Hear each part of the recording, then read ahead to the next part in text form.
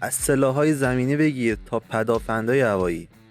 امروز می‌خوایم قدرت نظامی اسرائیل رو بررسی کنیم. مطمئنم اسم چند تا از این تسلیحات رو قبلا شنیدید. همراه ما باشین تا با هم دیگه با این سلاح‌ها آشنا بشیم. سلام دوستان من، خوش اومدید به ویدئوی امروزمون. تو این ویدئو به بررسی عمیق و جذاب از گرانترین و پیشرفته‌ترین سلاح‌ها و تجهیزات نظامی اسرائیل که تو جنگ با فلسطین به کار میرن خواهیم پرداخت. تا انتهای ویدئو با ما همراه باشید تا اسرار این سلاح‌های فوق‌العاده رو کشف کنید. اگرچه اسرائیل یک کشور کوچیک با جمعیت حدود 9 میلیون نفره و مساحت اون حدود 20740 کیلومتر مربعه، اما در حوزه نظامی و فناوری نظامی جهانی یک بازیگر بزرگ به حساب میاد. با بودجه نظامی بالا و بیش از 20 میلیارد دلار و تکنولوژی پیشرفته، اسرائیل به عنوان یک نیروی نظامی بسیار قوی شناخته میشه. با در نظر گرفتن این موارد، اسرائیل یک کشور کوچیک با نیروی نظامی فوق‌العاده پیشرفته و توانمنده. با ما همراه باشید تا در این ویدیو به بررسی عمیق‌تر از تجهیزات نظامی این کشور بپردازیم. اولین دسته مورد بررسی ما سلاح‌های هوایی این کشور هستند. شماره 1، پهپاد هرون. هرون یک پهپاد حملاتیه که با تجهیزات نظامی و دوربین‌های پیشرفته مجهز شده. تو جنگ با فلسطین برای نظارت و شناسایی اهداف در مناطق مختلف به کار میره. هرون با قابلیت‌های جاسوسی و حملات پهپادی دقیق برای اسرائیل امکانات برتری در نظارت بر مناطق حساس و انجام عملیات‌های نظامی فراهم میکنه. این پهپاد با تکنولوژی پیشرفته خودش محیط‌های مختلف رو پوشش میده و اطلاعات ارزشمندی رو برای نیروهای نظامی فراهم میکنه. این پهپاد از سال 2007 با قیمت حدودی 35 میلیون دلار توسط اسرائیل داره ساخته میشه. شماره 2، جنگنده F-16.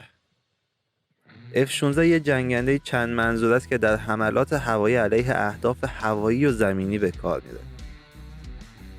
برای حملات هوایی به مواضع نظامی و نیروهای مسلح فلسطینی توی جنگ با فلسطین استفاده میشه. همکاری با آمریکا در توسعه و بروزرسانی این جنگنده اسرائیل رو به یک نیروی هوایی پیشرفته تبدیل کرده و نقش بسیار مهمی در انجام عملیات‌های هوایی داره. این جنگنده از سال 1978 توسط اسرائیل با کمک آمریکا با هزینه حدودی 20 میلیون دلار داره ساخته میشه. شماره 3، جنگنده F-35. F-35 از جنگنده‌های رادارگریزه که در حملات هوایی دقیق به اهداف نظامی غیر نظامی به کار میره. در جنگ با فلسطین نقش کلیدی در استراتژی‌های نظامی اسرائیل ایفا میکنه. F-35 با ویژگی‌هایی مثل ناپدیدپذیری در رادارها و قابلیت حمله به اهداف دقیق نقش اساسی در حفظ تعادل نظامی و افزایش قدرت نظامی اسرائیل داره. این جنگنده از سال 2016 با کمک آمریکا و با قیمت حدودی 80 میلیون دلار تو اسرائیل داره ساخته میشه. حالا میریم سراغ بررسی تجهیزات زمینی ارتش اسرائیل. به نظرتون لازمه که نیروهای حماس از نیروی زمینی اسرائیل بترسند؟ تانک مرکاوا. مرکاوا به عنوان تانک اصلی نیروهای زمینی اسرائیل شناخته میشه. تانک‌های مرکاوا برای حملات به شهرها و مناطق مستعد به حمله به کار میرن. مرکاوا با ساختار محافظتی برتر و توانایی حمله به اهداف زمینی و نظامی در مناطق شهری و میدانی نقش بسیار مهمی ایفا میکنه. همکاری با آمریکا در بروزرسانی و توسعه این تانک اسرائیل رو به یک نیروی زمینی پیشرفته تبدیل کرده. این تانک ساخت سال 1979 هستش که در حال حاضر با هزینه حدودی 4 میلیون دلار داره تو اسرائیل ساخته میشه. شماره 2، تانک نیمر. نیمر به عنوان یک خودروی زرهی حمله‌ای نفربر در ارتش اسرائیل شناخته میشه. در این جنگ نیمر برای حملات به مواضع دشمن و نقاط نظامی استفاده میشه. نیمر با زیرساخت محکم و توانایی‌های حمله به نقاط مهم دشمن نقش مهمی رو توی عملیات‌های زمینی داره. این خودرو با کمک آمریکا در بهروزرسانی و توسعه‌اش از سال 2008 در دست تولیده و با هزینه حدودی 3 میلیون دلار در اختیار ارتش اسرائیل قرار میگیره. شماره سوم ما یه تانک یا یه خودروی زرهی نیست. سامانه حفاظتی تانک تروفی. تروفی به عنوان یک سامانه حفاظتی برای تانک‌ها در مقابل مهمات ضد زره و موشک‌ها شناخته میشه. این سامانه برای حفاظت از تانک‌های اسرائیل از جمله مرکاوا در مواجهه با تهدیدهای مختلف به کار میره.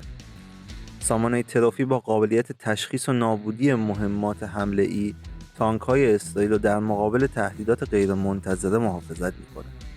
این سامانه از سال 2011 با هزینه حدودی 500,000 دلار و با کمک آمریکا در اسرائیل توسعه و ساخته شده.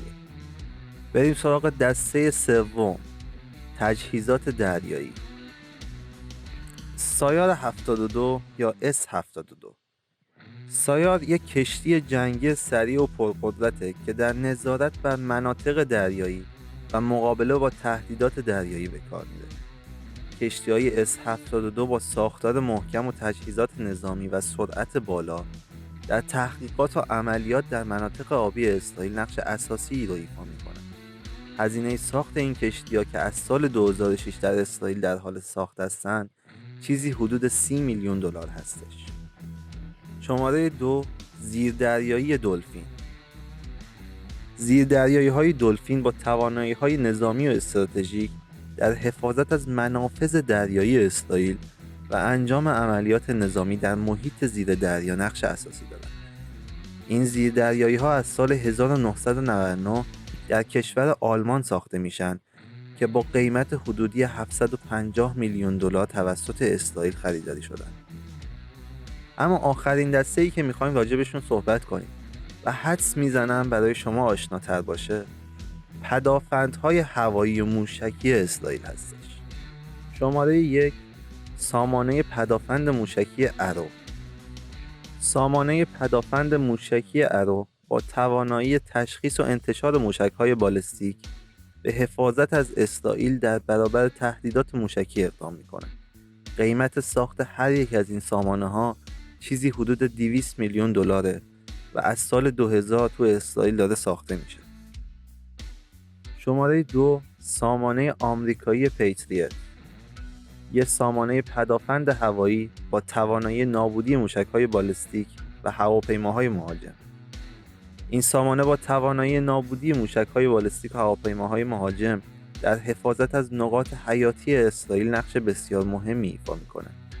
همونطور که گفتیم این یه سامانه آمریکاییه که از سال 1981 داره ساخته میشه و به قیمت هر عدد 30 میلیون دلار به اسرائیل فروخته میشه. و اما شماره 3، سامانه آیرون دام یا سامانه معروف گنبد آهنین که احتمالاً اسمشو شنیدین. سامانه گنبد آهنین با توانایی تشخیص و نابودی موشک‌های کمبر به حفاظت از نقاط حیاتی اسرائیل در برابر حملات موشکی اقدام میکنه. این سامانه از سال 2011 توسط اسرائیل داره ساخته میشه. هزینه ساخت این سامانه چیزی حدود 500,000 دلار به ازای هر موشک انتشاری هستش. ممنون از همراهی شما تا انتهای این ویدیو. نظرتون در مورد نقش و اهمیت تجهیزات نظامی اسرائیل در منطقه خاورمیانه چیه؟ آیا فناوری نظامی پیشرفته این کشور براتون جالب و جذاب هست؟ منتظر نظرات شما درباره این موضوع تو بخش کامنت ها هستم. اگر از این ویدیو خوشتون اومده لایک و سابسکرایب یادتون نره. تا ویدیوی بعدی، خدا نگهدارتون.